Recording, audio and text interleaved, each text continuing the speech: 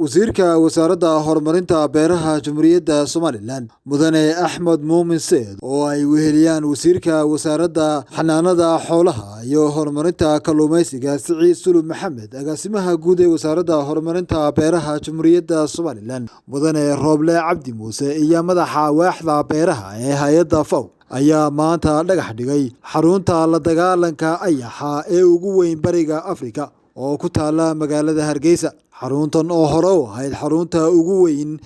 bariga Afrika ee la dagaalanka ayaxa balse ku burburtay dagaaladii 80-aadkii ka dhacay Somaliland ayaa waxaa dib u habeyn ku sameynaysa wasaaradda horumarinta beeraha Jamhuuriyadda Somaliland oo gacan ka helaysa hay'adda FAO taasi oo waxyaabo badan kala shaqeysa wasaaradda beeraha. munaasabada lagu dhagax dhigay ayaa waxa ugu horeyn ka hadlay agaasimaha guud ee wasaaradda beeraha mudane Rooble Cabdi Muuse waxaanu yiri waxaynu ku sugannahay dhamaanteen xaruntii ayaxa ee wasaaradda horumarinta beeraha Jamhuuriyadda Somaliland oo maalin taariikhiya waa xaruntii aynu joognaa dhagax dhigga dib u dhiska iyo casriyeynta xarunta ayaxa oo compound aad u weyn ah. labadii sano ugu dambeeyay wuxuu ahaa masiibo soo food saartay wadamada geeska Afrika iyo qaar kamid ah khaliijka. labadaas sanaba wasaaradda horumarinta beeruhu waxay kula jirtay dagaal weyn saameyn aad u weyn ayuu ku yeeshay guud ahaan beeralayda iyo xoolo dhaqatadaba isagoo baadkii iyo beerihiiba deegaanadii uu ku habsaday ka mariyay. labada sanaba wasaaradda horumarinta beeruhu waxay sameynaysay dadaalo isugu jira la dagaalanka ayaxa oo markaa kolba halka uu ku habsado laga sameynayay in lagula dagaalamo diyaarado gawaari iyo gacantaba. intaa waxa dheer in qorshaha la dagaalanka ayaxa ee muddada fog ay kamid ahayd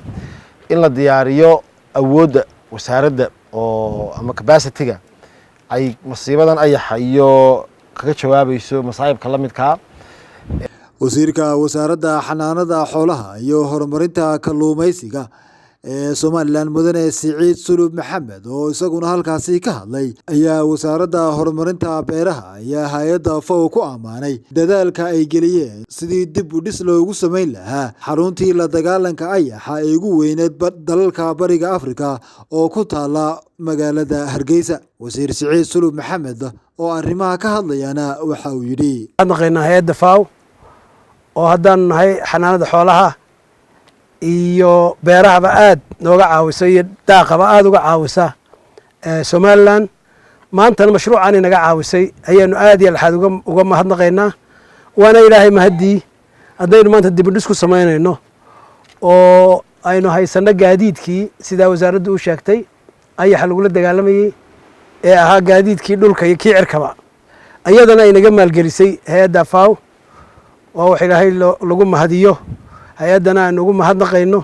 innakuna haddii alla yiraahdo intii taalkeena xukuumad ahaan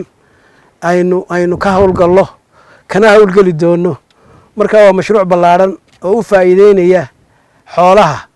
iyo beeraha iyo deegaanka intaba. munaasabada dhagax dhigga oo uu sidoo kale ka hadlay sargaalka hay'adda FAO u qaabilsan beeraha ayaa waxaa soo gabagabeeyay wasiirka wasaaradda horumarinta beeraha Somaliland mudane Axmed Muumin Seed waxaanu faahfaahiyay ahmiyadda ay xaruntan ugu fadhido qaranka Somaliland gaar ahaan wasaaradda horumarinta beeraha oo qaranka uga mas'uula la dagaalanka ayaxa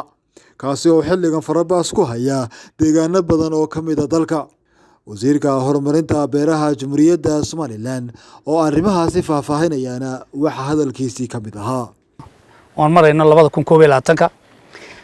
inaan wasaaradda horumarinta beeraha iyo hay'adda FAO oo runtii mashruucan maalgelinaysa inaan maanta dhagax dhigno. dhagax dhigga markii hore waxa loo yaqaanay in markasta in dhagaxa la dhigo laga dhaqaaqo laakiin waxa noo sharafa in bari tomorrow aroorta hore ay shaqada bilaabi doonto kambanigii helayna mulkiilihiisu inala joogo oo Ibraahim ninka dhalinyarta ah isaguna aroorta hore shaqada bilaabayo wax dib loogu noqonayo ayna jirin muddo kooban ay ku dhamaan doonto. sidaan ka dhereegsanahay ayaxu Somaliland dhibaatooyin badan buu ku hayaa waxaanu ku talagalnay oo runtii muddada uu dhibaatooyinka badan ugu hayay waxaanu ku dadaalnay bal in hay'adda FAO iyo wasaaradda beeraha ay iska kaashadaan waxaanu haysanaa gaadiidkii sida agaasimuhu sheegay waxa iyaguna howlgalay diyaaradii mid saxana iyo laba buufinaya waxa iyaguna bishii 6deeda iman doonto diyaarad muxuu afraad oo iyaguna ku beeri doonta muxuu ahaay kuwa buufinaya marka neefteemiyo dhismahani mashruucan maanta aynu dhagax dhigayna wuxuu ka kooban yahay 13 dhisme ayuu ka koobnaan doonaa kow waxa ka dhismaha deyrka xarunta deyrka arkaysan gabigiisa repairing baa lagu sameeyaa dhismaha xafiisyada xarunta dhismaha guryaha shaqaalo ay galayaan stoorka buufinta iyo warshabka geelishka gaadiidka masaajidka xarunta oo isna la sameyn doono cafeteriada ama xarunta oo runtii noqon doonta meel cafeteria loogu talagalay shaqaalaha ayaxa inay markay shaqada soo dhameeyaan halka iyaguna ay fadhiistaan hoolka shirarka iyo tababarka oo iyadna la dhisi doono kaydka biyaha oo 2 taangiya oo shuba la sameyn doono stoorka sunka meelaha underground hoose oo loo sameyn doono wixii dawo suna lagu kaydin doono oo underground hoostiisa ah qolalka ciidamada ammaanka xarunta waxay ilaalin doona ciidamada ammaanka qolalka ciidamada ammaanku gali lahayn iyadna way noogu jirtaa masquulihii dibaduna way ku jiraan waxa ku jira dayactirka wadooyinka waxaad arkaysaan wadooyin burburay oo muxuu ahaay xarunta dhexdeeda dhammaan wadooyinkaasina laami baa laga wada dhigi doonaa oo waxay ku jirtaa iyadoo dayactirka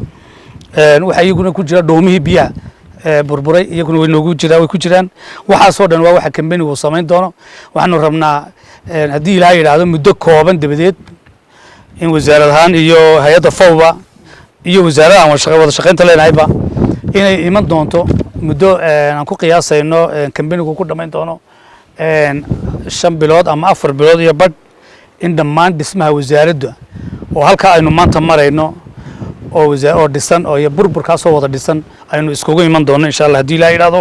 marka inta badan waxaa dhibaato ku haya oo ay la kededan yihiin gaardiyaanada xaruntu dadkii muxuu ahaay ku soo durkaya muxuu ahaay xarunta